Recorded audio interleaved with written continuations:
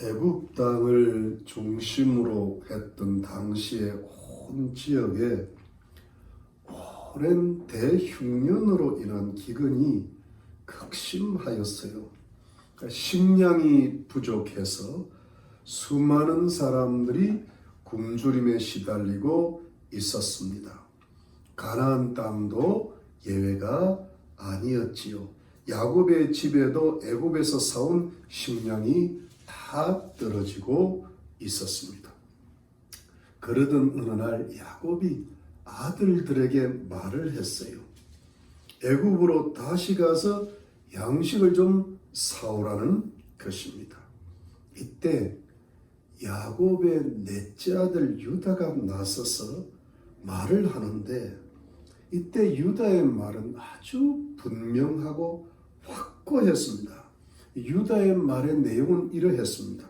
이번에 우리가 애굽으로 내려가서 양식을 사오려면 반드시 막내 동생 베냐민을 데리고 가야 한다는 것입니다. 애굽의 총리 대신이라는 사람이 반드시 막내 동생 베냐민을 데리고 와야만이 자기 얼굴을 볼 생각을 하라고 아주 엄하고 무섭게 말을 했었다는 것이죠. 유다는 이 말을 2번이나 강조합니다. 그러니까 이번에 우리가 애굽으로 내려가서 양식을 사오려면 반드시 막내 동생 베냐민을 데려가야 한다는 것인데, 아버지 야곱이 베냐민을 데리고 가는 것을 허락지 않으시면 자기들은 애굽으로 안 내려가겠다는 겁니다. 베냐민 없이 애굽으로 내려가 봐야 아무 소용이 없다라는 것이죠. 그러니까 아버지 야곱이 고집을 꺾으시고 자신들이 베냐민을 애굽으로 데려가게 허락해 주시라는 것이죠. 그러면 양식 사러 곧 떠나겠다는 겁니다. 그러니까 이 야곱이 어떻게 말을 합니까? 야곱이 여전히 불평을 하는 겁니다. 그냥 계속해서 자신의 불만을 표출을 해요. 왜 너희들은 애굽의 총리 대신에게 너희에게 막내 동생이 있다고 말을 했느냐는 겁니다. 너희들이 평소에는 거짓말도 잘하고 그러더지만 왜 이럴 때만 그렇게 정직하게 대답했냐는 거죠. 이 모든 것이 다 나를 해롭게 하고 괴롭게 하는 짓이라고 말을 합니다. 여전히 야곱이 불평, 불만을 토로하는 거죠. 그러니까 이번에는 아들들이 다 나서서 말을 하죠. 아니, 일이 이렇게 될 줄을 알았느냐는 거예요. 아니, 애굽의 총리 대신이라는 사람이 자신들을 외국의 스파이로 몰고 그래서 집안 사정 이야기를 하게 되었는데, 그 사람이 집안 형편 이야기를 꼬치꼬치 물어보니까 대답을 안 할 수가 없었다는 것이죠. 그런데 막내 동생 베냐민을 애굽으로 데리고 오라고 할 줄은 꿈에도 생각하지 못했다는 겁니다. 그러니까 이번 일은 자신들이 잘못이 아니라는 것이지요. 여러분, 사실 야곱이 이 사실을 잘 알고 있는 겁니다. 야곱이 모를 사람이 아니에요. 이번에는 아들들이 애굽에서 일을 잘못했기 때문에 이렇게 괴로운 일이 발생한 게 아니고, 애굽의 총리 대신이라는 그 사람이 무슨 일인지 어떤 의도로 억지를 부리면서 발생한 문제라는 것을 이 야곱이 이 어느 정도 이성적으로는 잘 파악을 하고 있는 겁니다. 그런데 야곱의 마음이 이 감정적으로 이해를 안 하고 싶은 거예요. 왜냐하면 이 자체를 이해할 수가 없는 거예요. 아니, 어떻게 막내 아들 베냐민을 그 위험한 땅 애굽으로 보낼 수가 있느냐는 거예요. 애굽에는 아주 엄한 총리 대신이 기다리고 있고 또 둘째 아들 시몬은 여전히 감옥에 갇혀 있잖아요. 자신이 끔찍히 사랑했던 요셉도 죽었는데, 아니 이제 요셉의 동생이고 자신이 사랑했던 라헬의 아들 베냐민마저 죽게 되거나 잘못되면 야곱이 더 이상 살 자신이 없는 겁니다. 그야말로 희망이 사라지고요, 사는 낙이 없고 정말 죽고 싶었던 겁니다. 그러니까 야곱의 마음이 무슨 말을 해도 아무리 머리로는 이해가 돼도 마음으로는 이해를 할 수가 없는 거예요. 그러니까 야곱이 계속 괴롭죠. 입에서 나오는 게 불평, 불만이죠. 상황적으로는 베냐민을 애굽으로 보내야 되겠고, 그래야 양식도 사오고 간첩 혐의도 벗게 되고 또 시몬도 구출하게 되는데, 알긴 아는데 심정적으로는 베냐민이 잘못돼서 죽을까봐 너무 두렵고 무서운 겁니다. 그만큼 이 야곱의 마음이 약해지고 아마 요셉의 죽음으로 인한 상처가 결정적인 타격이 되었던 것 같습니다. 여러분, 이런 경우에는 도대체 어떻게 해야 되는 겁니까? 야곱이 어떻게 이 문제를 해결할 수가 있겠습니까?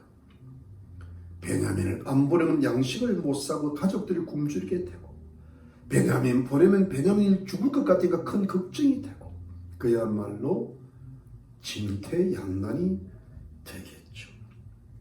근데 여러분, 사실은 야곱의 이 나약하고 황폐한 마음 상태로는 문제 해결을 기대할 수가 없습니다. 야곱이 알 건 다 알면서도 문제를 해결하지 못하고 미적거리고 있는 겁니다. 생각과 마음이 따로 노는 거예요. 이성과 감정이 각기 따로이죠. 여러분, 이럴 때 어떡합니까? 뭐 이렇게든 저렇게든 문제를 해결해야 되지 않겠습니까? 그러면 어떻게 해야 되는 것일까요? 여러분, 바로 이때에 다시 한번 야곱의 넷째 아들 유다가 나서게 되죠. 결국 유다가 이 문제를 해결하게 됩니다. 여러분, 8절 한번 보시죠. 8절 말씀 보면, 유다가 아비 이스라엘에게 이르되 저 아이를 나와 함께 보내시면 우리가 곧 가리니 그러면 우리와 아버지와 우리 어린 것들이 다 살고 죽지 아니하리이다. 여러분, 이게 무슨 뜻인가 하면, 유다는 처음에 말을 했던 것처럼 이번에도 아주 분명하게, 아주 확고하게 적극적으로 말을 합니다. 베냐민을 나와 함께 애굽으로 보내시라는 겁니다.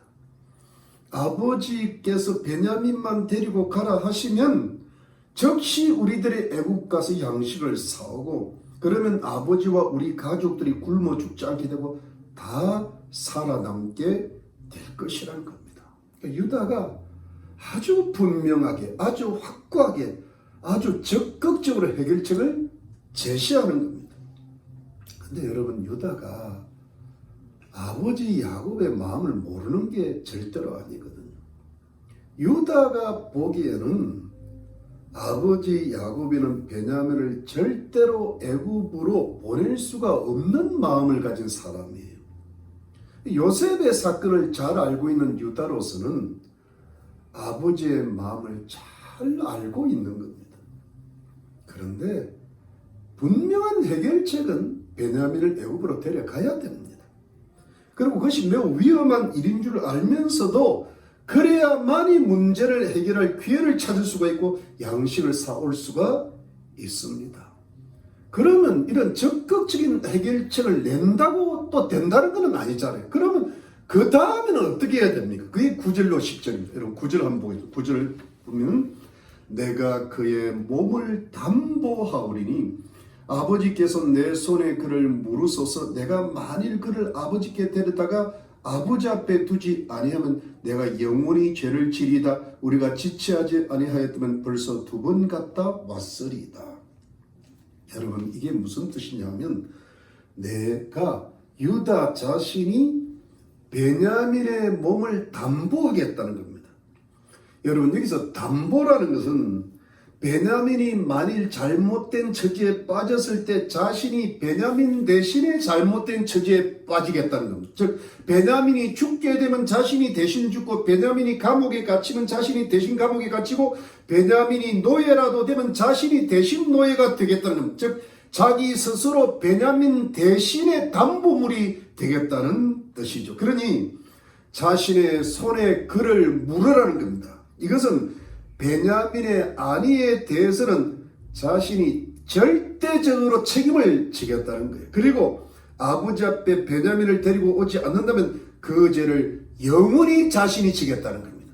그래서 자신이 아버지께 베냐민을 데리고 오지 않는다면 죄인으로서 어떠한 벌이라도 영원히 달게 받겠다는 그런 뜻이죠. 여러분, 이것은 이 야곱의 넷자들 유다의 어떤 태도를 가리킵니까? 그것은 한마디로 표현하면 희생정신이에요. 아버지와 동생과 나아가서 가족 전체를 위한 희생정신이죠. 자신이 희생을 당하는 일이 있더라도 반드시 동생 베냐민을 살려서 아버지께로 반드시 데려올 테니까 아버지 베냐민을 제발 데리고 가게 해 주시라는, 그래야 우리 가족 문제가 다 해결되고 그 모든 문제가 해결될 수 있는 기회를 잡을 수가 있다는 겁니다. 그러니까 이것을 자기가 반드시 할 테니까 자신이 목숨을 걸고 인생을 걸고 책임지겠다는 겁니다. 그래야 이 문제가 해결된다는 겁니다. 아버지 이렇게 미리 허락해 주셨으면 벌써 2번이나 갔다 오고 이렇게 굶주리지도 않았을 거라는 겁니다. 즉 유다는 이 심각한 굶주림의 문제를 해결하고 앞에 당면한 이 골치 아픈 난제를 해결하기 위해서 아버지 야곱의 마음도 풀어드리고, 야곱이 베냐민을 애굽으로 데려가는 것을 허락하도록 하기 위해서 이 징태양난의 문제를 해결하기 위해서 이거를 뚫고 나가는 길로 결국 자신을 희생하는 길을 선택하죠. 왜냐하면 다른 길이 없었기 때문에, 상황이 너무 절박했기 때문에, 양식은 사와야 되고 아버지 야곱은 절대로 베냐민을 보내지 않기 때문에, 그래서 자신이 베냐민을 대신하겠다고 자처를 한 겁니다. 바로 이 부분이 유다의 희생적인 마음을 가리키는 거예요. 그야말로 아버지 야곱에게 베냐민을 반드시 지키겠다고 약속을 하는 장면이에요. 요즘 말로 하면 일종의 하나님 앞에서의 사람과의 언약이라고 할 수 있죠. 어떤 서원이라고도 할 수 있을 겁니다. 사랑하는 성도님들, 유다에게는 이런 면이 있어서요. 이 유다는 야곱의 넷째 아들인데요. 사실은 이 유다라는 사람은 이렇다 할 별로 특징이 없는 사람처럼 보였습니다. 심지어 유다의 신앙이 좀 타락을 해서 가나안 문화에 동화가 되고, 그래서 아버지 야곱의 집을 떠나서 살아가는 장면이 창세기 38장에 나오는데요. 가나안 땅에 살면서 가나안 여인과 결혼을 합니다. 그리고 세 아들을 낳았다가 첫 아들과 둘째 아들이 하나님 보시기에 너무 악하여서 하나님이 죽이시기까지 했습니다. 얼마나 악한 아들들을 낳았으면 그랬겠습니까? 그러다가 며느리 다말이 시아버지 유다를 속이는 바람에 쌍둥이 아들들까지 낳았거든요. 그러니까 유다의 신앙과 행실이 그렇게 경건하고 성숙하지는 못했죠. 어찌 보면 좀 방탕하다고도 할 수 있는 겁니다. 세상적이기도 하고 음란하기도 했습니다. 그런데 이런 유다에게 보통 사람들이 가지지 못하는 특별한 장점이 하나 있었는데, 그것은 사람을 불쌍히 여기는 마음이었어요. 그리고 불쌍히 여겼기 때문에 희생적인 태도를 군데군데 성경에서 보이고 있습니다. 여러분, 요셉이 형들에게 미움을 받아가지고 죽음에 처했을 때에 장남 르벤이 자신들이 직접 죽이지는 말고 구덩이에 던져 넣자라고 했잖아요. 이게 이제 장남으로서의 최선을 다한 건데, 그런데 이때 유다가 생각하기를 직접 죽이지는 않더라도 구덩이에 던져 넣으면 결국은 요셉이 짐승의 밥이 되어 죽고 말 테니까 요셉을 죽이는 것보다는 애굽의 노예로 팔자라고 한 사람이 바로 유다였어요. 그러니까 모두 다 죽이자라는 험악한 분위기 속에서 그 분위기는 빠져나오지 못하는 상태 속에서 그래도 결국 요셉을 불쌍히 여기서 목숨이라도 살려내준 사람이 유다였지요. 즉 따지고 보면 어찌되었든 유다가 요셉을 살린 사람이 되는 거예요.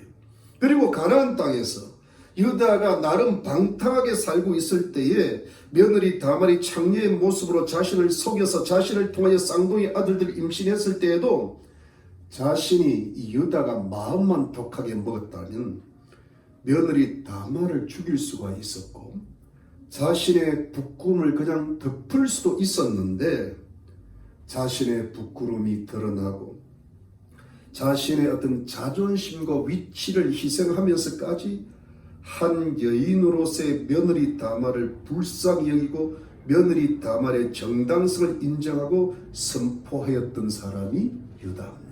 그러니까 일이 어찌 되었든 간에 결정적인 순간에 다말을 살려내고 결국 다말을 이스라엘의 믿음의 위대한 어머니로 만들어준 사람이 바로 유다였죠. 물론 하나님의 은혜 가운데 이루어지고 다말이 그럴 만한 믿음의 사람이었지만 그걸 결정적으로 도와준 사람이 유다였는데 유다의 희생정신이 들어있었어요.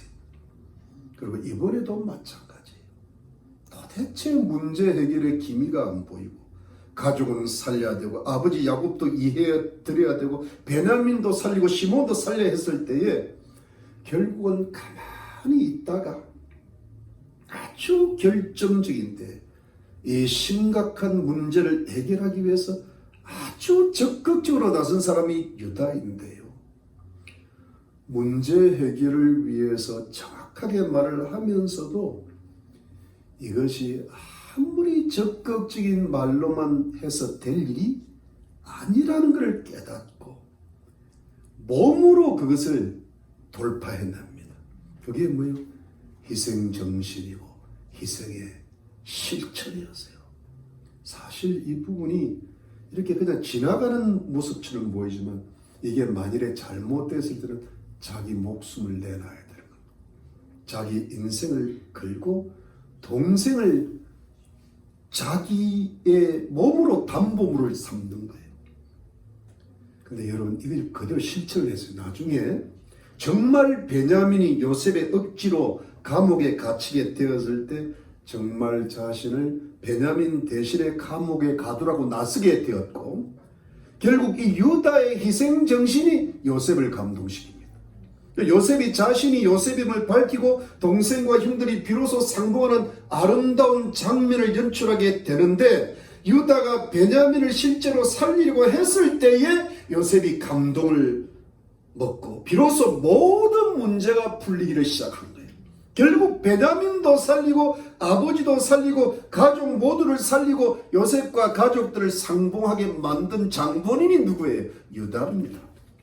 유다가 평소 때는 조용히 있다가 때로는 또 헷갈리는 삶을 살다가도 아주 결정적일 때는 사람을 불쌍히 여기면서 자신을 희생할 줄 알면서 사람들을 살리고 가족들과 가문의 길을 터주고 열어주는 역할을 감당했던 사람이 바로 유다예요.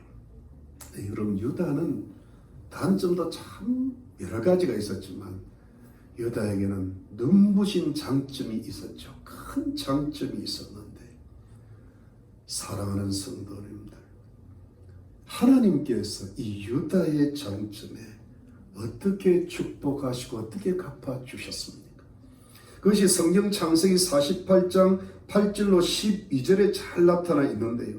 유다야 너는 내 형제의 찬송이 될지라 내 손이 내 원수의 목을 잡을 것이요 내 아비의 아들들이 내 앞에 절하리로다. 유다는 사자 새끼로다. 내 아들아 너는 움킨 것을 찢고 올라갔도다. 그의 엎드리고 웅크림이 수사자 같고 암사자 같으니 누가 그를 범할 수 있으랴. 홀이 유다를 떠나지 아니하면 치리자의 지팡이와 그 발사에서 떠나지 아니하시기를 실로가 오시기까지 미치리니 그에게 모든 백성이 복종하리로다. 그의 나귀를 포도나무에 매며 그 앞나귀 새끼를 아름다운 포도나무에 맬 것이며 또 그 옷을 포도주에 빨며 그 복장을 포도주에 빨리로다. 그 두는 포도주를 붉겠고 그 이는 우유로 인하여 희리로다라고 하였습니다. 여러분, 성경의 이 부분은 아버지 야곱이 임종하기 직전에 여러 아들들을 위해서 기도하고 축복하는데요, 이 부분은 아들 유다와 그 가문을 위해서 기도하고 예언을 하는 장면인데, 이 예언 기도에는 유다를 향하신, 유다의 지파를 향하신, 유다 가문을 향하신 하나님의 엄청난 어마어마한 축복이 들어있는 기도입니다. 유다 가문이 형제들의 자랑이 되고 형제들이 유다에게 복종을 하게 된다는 것입니다. 나중에 그대로 이루어집니다.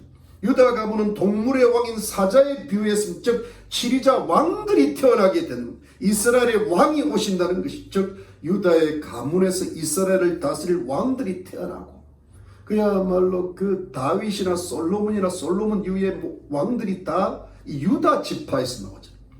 또 유다의 가문에서 우리 인류의 영원한 왕이신 하나님의 아들 예수 그리스도께서 탄생하신다는 예언이죠.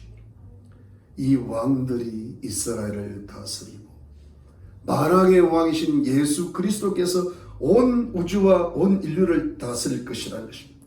유다가 이 엄청나고 어마어마한, 감당하기 힘들 만한 하나님의 영원한 축복을 받게 되었죠. 야곱이 이런 엄청난 예언 기도를 유다에게 하였습니다. 우리가 창세기 48장을 보면 웬 유다가 이렇게 큰 복을 받나? 요셉 집사가 복을 받는 것은 이해가 되는데 유다 집사가 이렇게 큰 복을 받는 건 이해가 안 될 정도였는데, 사실은 유다의 보이지 않는 장점들이 성경에 군데군데 있었던 것이죠. 이 모든 것이 사실은 유다와 유다 가문을 향한 하나님의 크신 은혜요, 하나님의 축복으로만 되는 것이지만, 그런데 왜 하나님께서 유다에게 이렇게 큰 어마어마한 은혜와 크신 축복을, 그야말로 폭포수처럼 말이에요. 우리 미국엔 나야가라 폭포수가 있어요. 나야가라 폭포수처럼 그렇게 쏟아부어 주셨을까요? 이 하나님의 어마어마한 축복의 동기는 무엇이었을까요? 여러분, 그것을 딱 한마디로 줄이면 뭐예요? 희생입니다. 희생의 정신이요, 희생의 실천입니다. 사람을 불쌍히 여기는 마음이에요. 사람을 사랑하는 거죠. 그리고 그 사람을 살려내기 위해서, 그 사람의 마음을 풀어주기 위해서 자신이 책임을 지고 자신의 인생과 목숨을 걸고 기꺼이 한 몸을 희생하려고 했던 것입니다.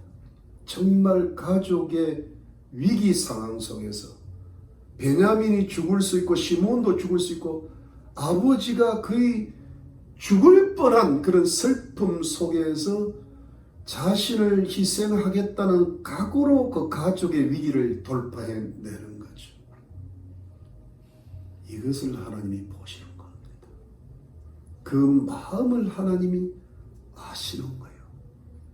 그래서 하나님이 유다를 기뻐하셨던 겁니다. 그리고 유다의 그 마음과 삶을 산 제물로 받으셨다고 믿는 것입니다. 유다를 아주 사랑하셨던 겁니다. 그래서 하나님께서 유다에게 엄청나게 크고 영원한 축복으로 갚아주신 줄로 믿는 것입니다. 왜냐하면 하나님은 어떤 사람을 기뻐하시고 사랑하시는가 하면, 하나님 앞에서 하나님의 영광을 위해서 사람을 위해서 자신을 희생하고 손해보고 때로는 목숨까지 걸은 그 사람의 그 희생 정신을 너무너무 귀하게 여기시고 산 제물로 받으시는 줄로 믿는 것입니다. 사랑하는 성도님들, 유다가 그 당시에 나라를 위해서 무슨 엄청나게 큰일 하다가 희생한 거 아니고요. 그저 동생 목숨 구하기 위해서, 아버지 마음을 위로하기 위해서, 가족들을 굶주림에서 구출하기 위해서 자신을 희생하기로 마음을 먹었죠. 근데 여러분, 이 유다의 작지만 진실한 유다의 어떤 각오와 희생정신이 주는 위력이 있습니다. 이 작고 진실한 유다의 희생의 실천이 주는 효과가 있는 것입니다.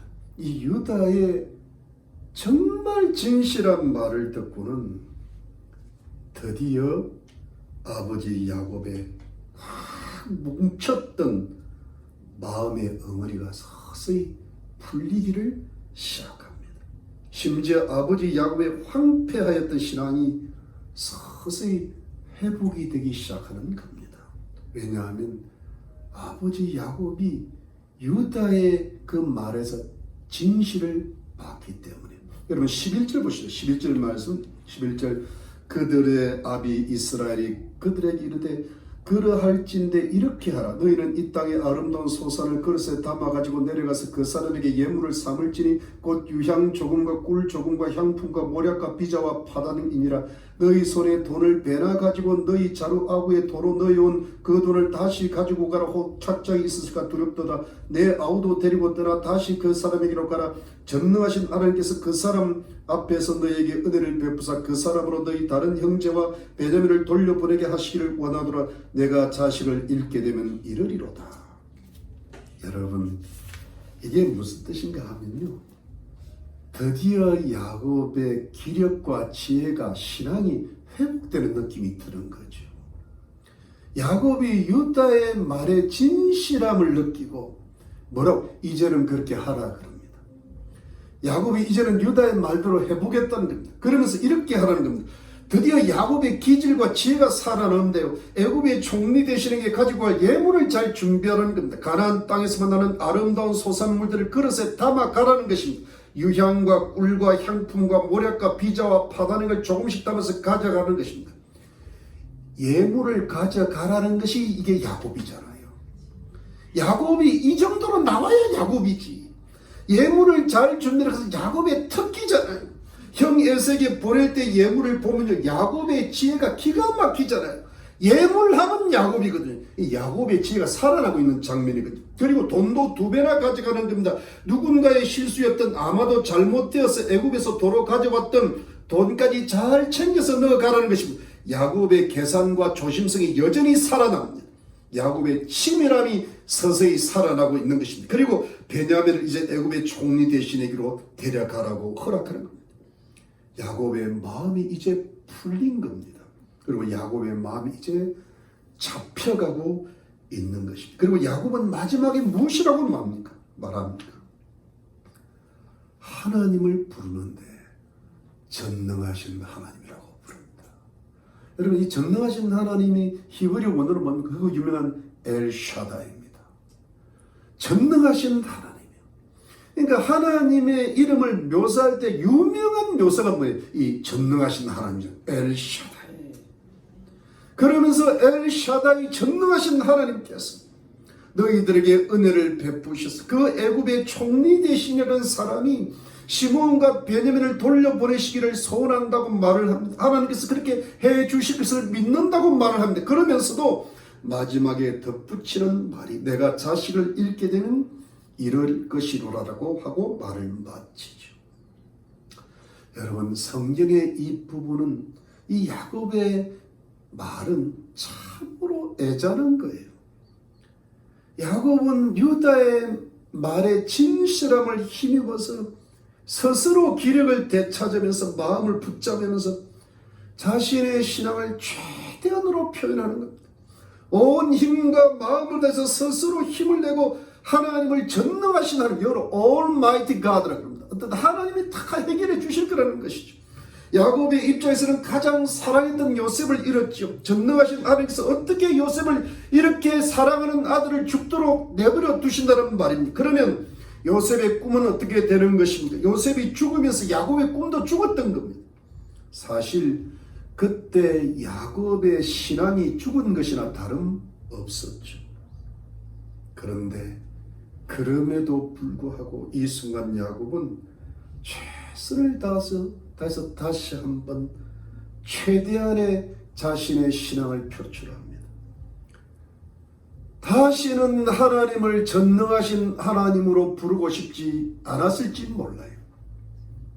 요셉이 죽고 난 지 20여 년 만에 그동안에는 작고 연약한 믿음으로 살 수밖에 없었는데 다시 한번 신앙을 시작하는 거예요. 큰 믿음을 다하고 마음을 다해서 하나님을 어떻게 불러요? 전능하신 하나님. 여러분, 왜 그렇게 불렀을까요? 요셉, 야곱의 인간적인 고통이 뭐예요? 베냐민 살려야 되니까, 시몬도 살려야 되니까, 가족의 굶주림으로부터 벗어나야 되니까. 왜? 이걸 벗어날 수 있는 길은 뭐예요? 전능하신 하나님만이 이 문제를 해결할 수 있다고 믿으니까. 그러니까 믿고 싶지 않으니 다시 믿는 겁니다. 그래서 하나님께서 이 일은 뭐냐면 하나님께서 야곱을 다시 큰 신앙의 회복으로 지금 몰고 가시고 이끄시고 계시는 장면이죠. 그래서 야곱은 다시 최선을 다해서 하나님을 의지하고 신뢰하고 있는 거예요. 야곱이 다시 위대한 신앙을 회복하기 시작합니다. 야곱의 정체되었고 황폐하였던 신앙이 다시 회복하기를 시작하는 순간이에요. 그러면서 여러분, 마지막에 야곱의 말이 마음에 걸립니다. 자식을 잃게 되면 잃어비웠다. 근데 여러분, 이 말은 요셉을 잃어버렸던 과거의 깊은 상처 때문에 전능하신 하나님을 온전히 신뢰하지 못하겠다는 야곱의 나약하고 부정적인 신앙의 표출이라기보다는 베냐민이라는 자식에게 지나치게 인간적으로 의지하고 집착했던, 또 과거에 요셉을 인간적으로 지나치게 사랑함으로 집착했던 이 야곱의 인간적인 약점과 인정적인 욕심을 스스로 포기하고 하나님 앞에 더욱 성화되는 순간이며, 하나님께 자식의 운명까지 온전히 맡겨드릴 수 있는 하나님을 향한 완전한 신앙의 모습을 보여주는 것이라고 믿고 싶습니다. 왜냐하면 인간의 생사화복은 전적으로 하나님께 달려있기 때문이죠. 살리시기도 하시는 분도 하나님이시고 죽이시기도 하시는 분도 하나님이시고, 모든 것이 전능하신 하나님의 손에 달려있기 때문이에요. 모든 것이 하나님의 뜻과 섭리에 달려있기 때문이에요. 이렇게 크고 위대한 신앙의 관점에서 야곱이 성화되는 믿음 속에서 이렇게 자신의 신앙을 고백했다고 믿고 싶습니다. 이렇게 해서 야곱의 이전에 위대하고 신령했던 이스라엘로서의 신앙이 회복됩니다. 재밌는 것은요, 이 창세기 43, 오늘 본문은 야곱을 야곱이라 하지 않고 이스라엘로 표기합니다. 근데 42장은 야곱이, 그러니까 어떤 신앙의 승리를 이루어 나가는 야곱의 모습을 이스라엘로 표출했다고 저는 믿는 것입니다. 그래서 드디어 야곱의 아들들과 베냐민이 양식을 사러 애굽으로 가서 요셉을 만나게 되었던 겁니다. 드디어 문제가 해결되기를 시작했습니다. 사랑하는 여러분, 이 야곱의 무거웠던 마음이, 야곱의 황폐했던 신앙이 회복이 되고 가족 문제 해결의 실마리가 풀리기 시작하고 이렇게 가족의 일이 진전하고 길이 열리기 시작한 때는 분명한 것이 유다의 도움이 있었기 때문이라는 겁니다. 오늘 말씀의 주인공은 무엇보다 유다입니다. 유다가 야곱을 도왔습니다. 유다의 말과 행동이 야곱의 마음을 풀었습니다. 야곱의 지혜와 신앙을 회복시켜 주었습니다. 이 아들들은 애굽으로 떠나게 되었고 가족의 문제가 해결될 실마리를 풀었던 것입니다. 오늘의 주인공은 유다예요. 사랑하는 성도님들, 오늘의 말씀이 우리 모두에게 주시는 교훈이 무엇일까요? 그것은 이것입니다. 역시 사람에게는 사람이 필요하다는 거예요. 여러분, 사람에게 사람이 필요하다는 것은 너무 상식적이고 당연한 말이기도 하지만 오늘 하나님의 말씀에 의지해서 살펴보면 사람에게 사람이 필요한 이유는 사람은 아주 연약한 존재이기 때문이에요. 하나님을 믿지 않는 사람들은 말할 것도 없고 아무리 하나님을 잘 믿고 하나님을 온전히 의지하고 또 세상에서 잘 사는 사람이라 할지라도 사람은 어쩔 수 없이 크고 작은 사건들과 다양한 환경에 의해 영향을 받을 수밖에 없는 불완전하고 나약한 존재들이라는 것입니다. 그러지 않을 것 같은 사람이 그렇게 할 수 있는 거거든요. 왜? 인간이기 때문에. 인간은 나약한 존재고 불완전하기 때문에.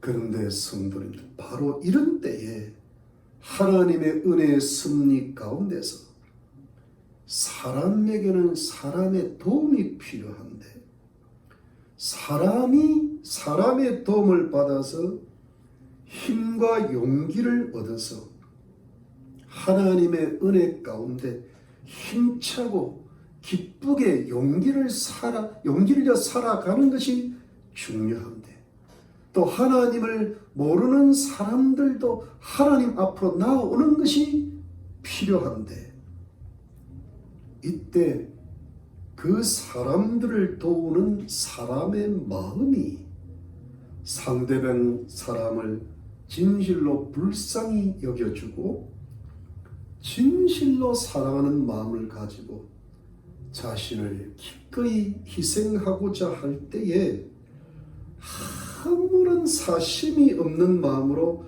상대방을 위해서만 자신을 조금이라도 진실이 희생하고자 할 때에 그 진실한 마음이 그 올바른 도움이 비로소 상대방의 마음에 전달이 될 수가 있다는 것이죠.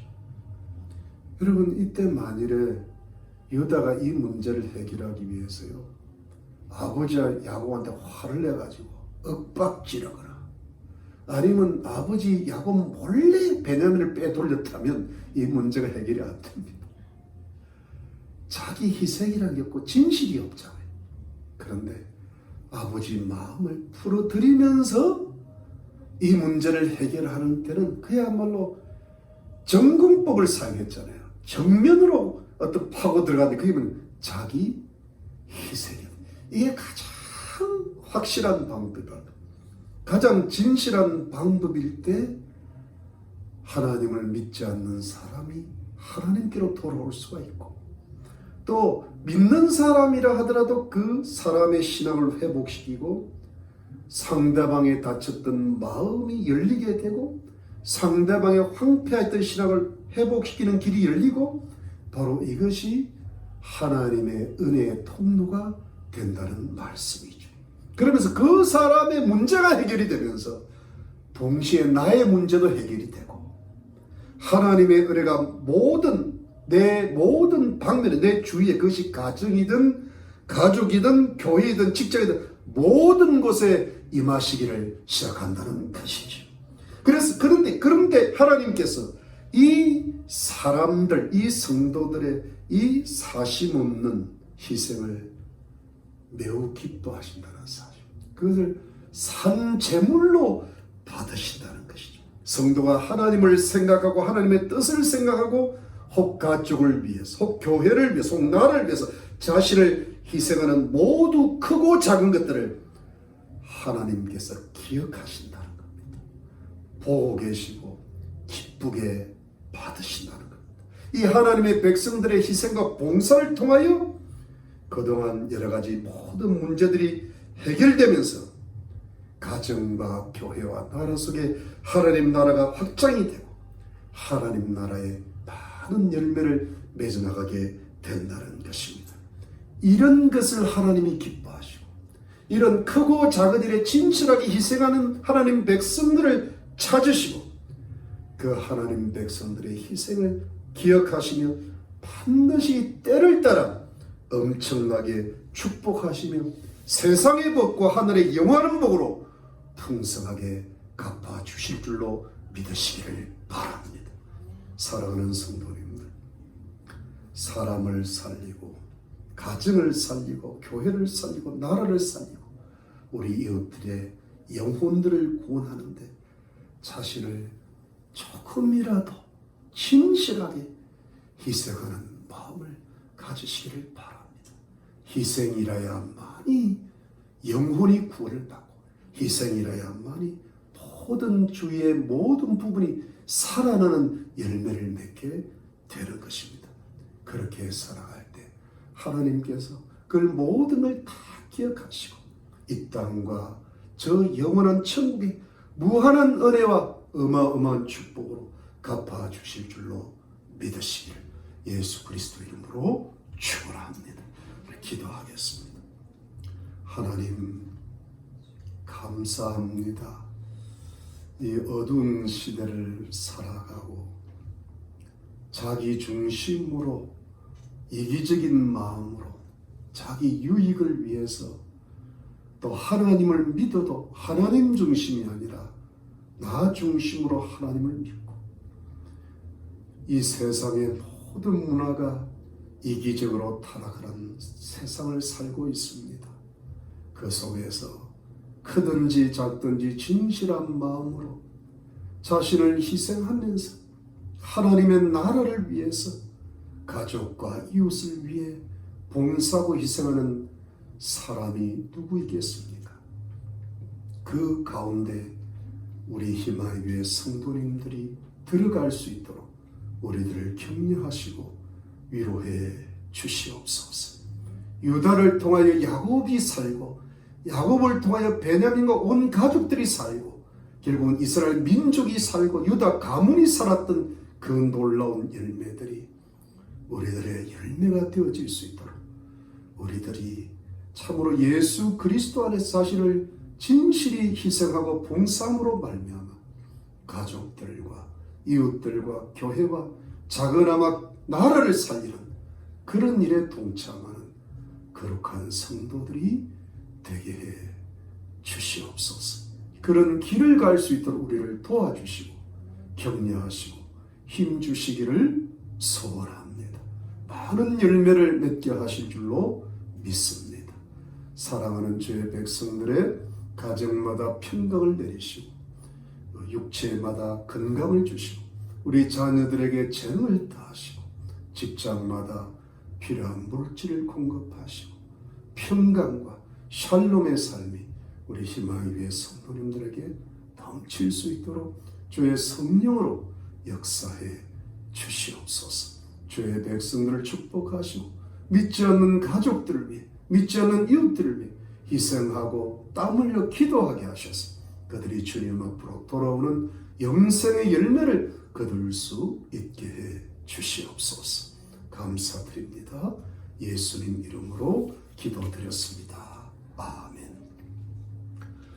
여러분 화요일날 우리 성경 공부 계속되고 있습니다. 너무 중요한 공부니까 빠지지 마시고 또 늦더라도 꼭 들어오셔서 말씀 공부에 진력하시면 좋겠습니다.